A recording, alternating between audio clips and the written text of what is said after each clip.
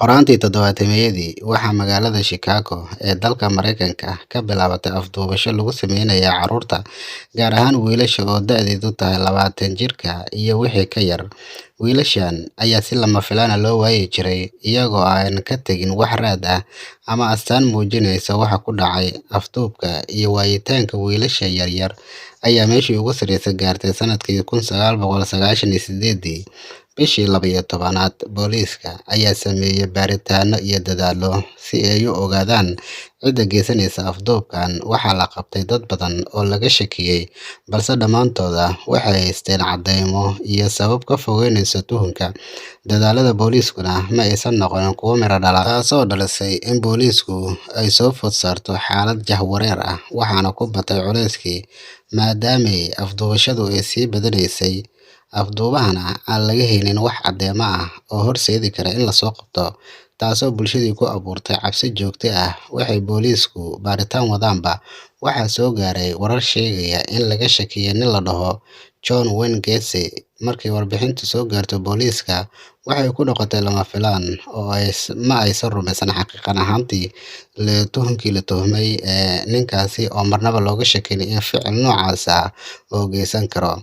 John ayaa ahaa nin caan ka ah magaaladii uu ku noolaa, sumcadna ku dhex lahaa bulshadii uu ku dhex noolaa. Wuxuu ahaa ganacsade, siyaasi iyo samafale ka shaqeeya arrimaha bulshada. Si ay ahaataba, booliisku oo baaraya waqtigaasi cid kasta, hubinayana qof kasta oo laga shakiya ama uu tuhun soo galo, ayaa go'aansaday inay baaritaan ku sameeyaan gurigii uu deganaa John. Gurigu wuxuu ku yaalaa meel cidla ah oo ka baxsan magaalada Chicago. Markii ay booliisku soo gaareen guriga, inta badan saraakiishii booliiska waa ay ka labalabeenayeen inay guriga baaraan, maadaama uu John caan ka ahaa deegaankaasi, qof kastana uu jeclaa. Xataa qaar ka mid ah booliiska ayaa u arkayay in tuhunka afduubkan uu yahay mid sal iyo raad toona lahayn, ninkaana lagu sumcad dilayo. Waxayse ku qasbanaayeen in ay sameeyaan baaritaankaas si ay u hubsadaan. Guriga markii ay soo galeenba gudaha, waxaa markiiba ka hor timid ur aad u daran.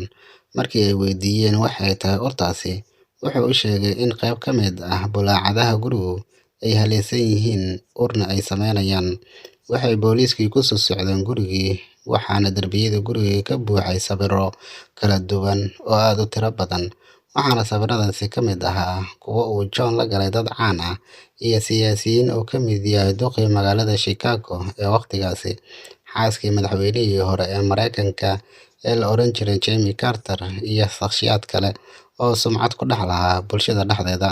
Markasta oo booliisku sii baaraan guriga John, waxay ku arkayeen waxyaalo la yaab leh oo ay ka mid yihiin astaanta iyo aqoonsiyada booliiska, hub iyo bistoolado, daawooyin, cirbado u badan, filimaan anshax xumo ah, iyo dhar carruureed tiro badan. John wuxuu dhalay 2 ilmood, balse da'da ilmihiisu aad ayay uga yareed da'da carruurta da'dooda laga helay guriga. Carruurtiisuna lama aysan nooleen oo hooyadood oo ay kala tageen ayaa haysatay. Taasna waxay sii yareysay suurtagalnimada in carruurtiisu ay leeyihiin dharkan. Booliiskii ayaa sii waday baaritaankii guriga ilaa ay ka soo gaareen qaybtii hoose ee guriga oo ahayd garage gawaarida lagu xareeyo. Markii halkaasi ay soo gaareen, waxaa aad u sii bartay urkii darneed, waxayna ka shakiyeen qaabka uu yahay dhulka garaashka oo waxay tuhmeen dhulkan in la qoday dibna ciidda loogu. Kadib waxay go'aansadeen inay qodaan dhulkii. Markii la bilaabay qoditaankii, ayay la kulmeen arrin argagax leh. Waxay u tageen xabaal wadareed oo ay ku aasan yihiin dad ka badan 30 qof oo qaybkood la dilay waqti dhow meeshana lagu aasay. Waxay booliiskii iyo bulshadiiba ogaadeen ninkii sanadaha badan ay u haysteen in uu yahay ganacsade guuleystay, siyaasi waxgal ah iyo samafale dadka caawiya, inuu yahay dilaagii sanadaha badan cabsida ku beeray bulshadii magaalada deganeed, geystayna dilal gaaraya 33 dil. John wuxuu bartilmaameedsan jiray wiilasha da'doodu ay ka hooseyso 20 sano, gaar ahaan dhalinyarada dambiyada hore u galay, xabsiyadana ka soo baxay, dhalinyarada ka soo cararay ehelkooda, iyo dadka aanan haysan meel aan u hoydaan ama darbi jiifka ah. Wuxuu adeegsan jiray habab kala duwan si uu u soo xirogeliyo qofka uu dhibka u geysanayo, isagoo xilliyada qaybkooda iska dhigi jiray ganacsade raadinaya shaqaale. Marna wuxuu iska dhigi jiray booliis oo wuxuu haystay aqoonsiyo been abuur ah iyo qalabka booliiska. Xilliyada qaarkoodna wuxuu geysan jiray afduubasho xoog ah. Markii uu dhibanaha soo qiyaameeyo ama uu soo afduubto, wuxuu geyn jiray guriga, wuu xirxiri jiray, kadibna qofka ayuu waxa u bilaaban jirtay tacadiyo xiriir ah oo ay ugu horeyso tacaddi jinsi ama faraxumeyn ciqaab in qofka uu biyaha madaxa u geliyo ilaa uu qofka uu ka suuxayo. Sidoo kale wuxuu u geysan jiray ciqaab bahalnimo ah ilaa uu qofka uu ka baryo in hal mar uu nafta dhaafiyo oo uusan salcinin. Markaasi ayuu go'aansan jiray in qofka uu dilo. Kadibna dadka wuxuu ku dili jiray ceydin. Qofka meydkiisa ayuu dhigi jiray sariirta hoostiisa, halkaasi ayuu saacado badan ku jiri jiray ka hor inta uusan go'aansanin inuu aaso. John wuxuu dilkii ugu horreysay geystay bishii koowaad 1972. Wuxuu soo qiyaamay wiil yar oo 16 jir ah wuxuuna keenay gurigiisa. Ninkani kuma uusan fikirin in ninkan uu u geysto wax dil ah, balse wuxuu doonayay inuu faraxumeeyo kadibna uu subaxii fasaxo. Markii uu wiilkii habeennimadii tacaddiga u geystay seexdayna, ayuu hal mar subaxdii hore indhaha ku qalqaaday wiilkii yaraa oo mindi la dul taagan. John ayaa intuu argagaxay hal mar wiilkii ku soo booday, kadibna inta uu mindidii ka qaaday ayuu bilaabay inuu ku dhufto. Dhowr jeer ayuu ku dhuftay ilaa uu ka hubsaday inuu dhintay. Wixii waqtigaas ka dambeeyayna wuxuu bilaabay geysashada dilalka isxigxiga. Ninka la yiraahdo John Wayne ayaa ku dhashay magaalada Chicago sanadkii 1942. Waxay walaalo ahaayeen 2 gabdhood. Aabihiis ayaa ahaa askari ka soo qayb qaatay dagaalkii Koowaad ee Dunida. Dabeecadda aabihiis ayaa ahayd mid aad u qalafsan. Carruurtiisa iyo xaaskiisaba wuxuu u geysan jiray tacadiyo joogto ah. Mararka qaybkoodka carruurtiisa wuxuu dibka ugu qaadi jiray garxeer, halka xaaskiisa dhowr jeer sidii uu u dilayay oo qayb ilkaha ka mid ah ka riday. John tacaddiga isaga iyo walaalihiisa loo geysanayay waxa uu sii dheeraa in aabihii uu si joogto ah ugu tilmaami jiray in uu yahay wax matare aan faa'iido lahayn. Noloshaas adag waxay John ay ku reebtay in uu nacayb u qaado aabihiis iyo dhammaan bulshadii oo dhan, waxaana soo food saartay xaalad nafsadeed. Markii 11 sano jirsadana, waxaa jug daran ka soo gaartay madaxa.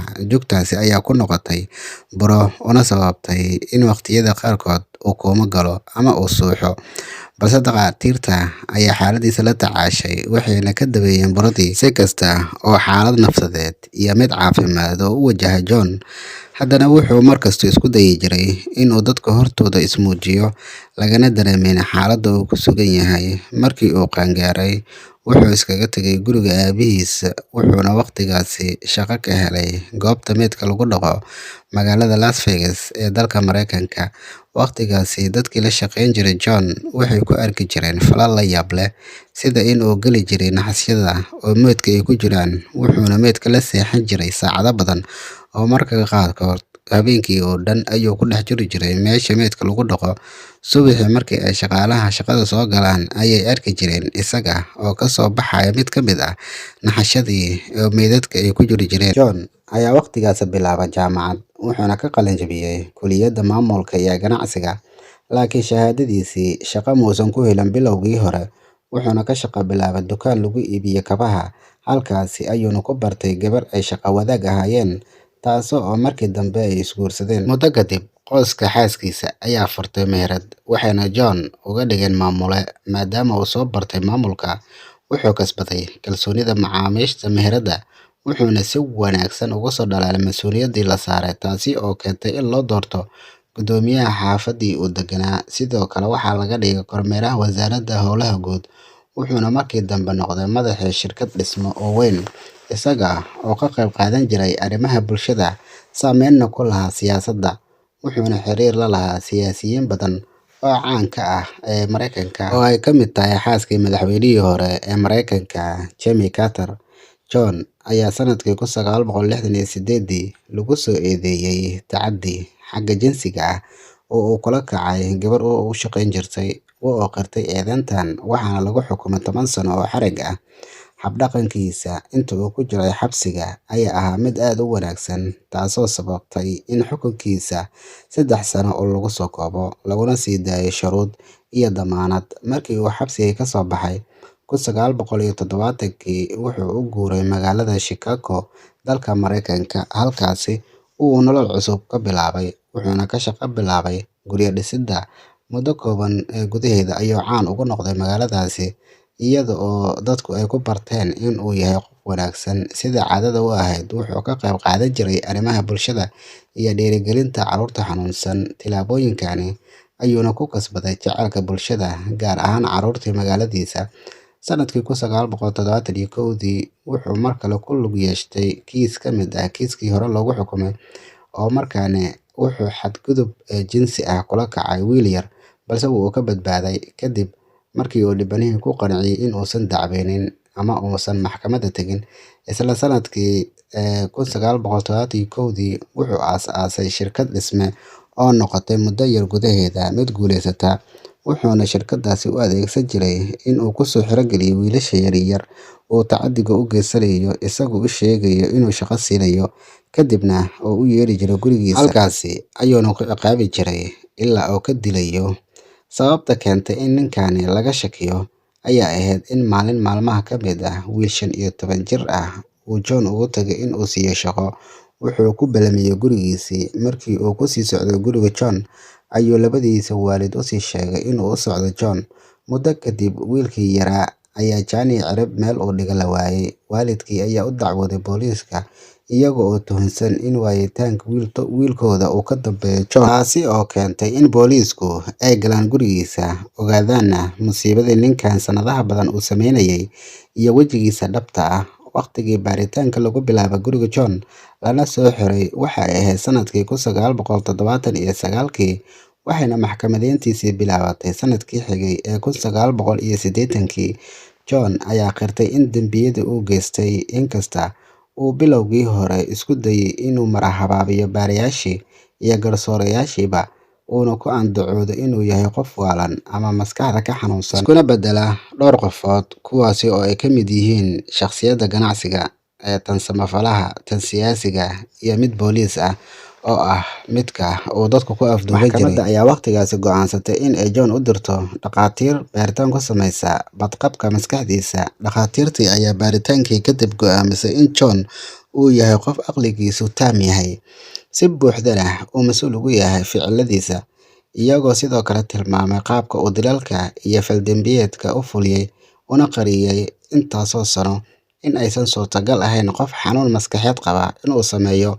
Markii aan socon weyday qorshihii waalida si uu xukunka dilka uga baxsado, ayuu bilaabay inuu ku andacoodo inuu yahay dhibbane, noloshiisana dhib badan uu la soo kulmay, carruurnimadiisiina tacadiyo badan loo geystay. Taasina sabab u ahayd in uu dambiile noqdo, balse maxkamadda ma aysan ku qancin dhammaan isdifaacyadiisa, waxaana ugu dambeyntii maxkamadda qirtay in John uu geystay dilalkii ugu badnaa ee taxane ah taariikhdii Mareykanka, iyadoo si buuxda loo caddeeyay in uu dilay 33 qof, wuxuuna sidoo ku noqday mid ka mid ah dilayaashii ugu naxariista darnaa ee abid soo mara dalka Mareykanka. John ayaa lagu xukumay dil, balse fulidda xukunkaasi ayaa waxaa qaadatay 14 sano. Dib u dhacani waxaa sabab u ahaa racfaanno dhowr ah oo ka qaatay xukunkii ku dhacay, laakiin racfaannadaasi ayaa dhammaantood la diiday. Xukunka ayaana lagu fuliyay bishii May 1994. John dilkiisii kadib, waxaa la helay meydad dad kale oo badan, kuwaasi oo lagu tuhunsan yahay in dilkooda uu ka dambeeyay John. Sidoo kale, ninkani ayaa 14kii sano ee uu xirnaa wuxuu xabsiga dhexdiisa ku sawiray sawirro gacanta lagu sameeyay, taasoo geeridiisa kadib ay dowladda iibisay kana soo xiroodeen dhaqaale badan, kuwaasi oo markaasi dowladda ay kaga faa'iiday.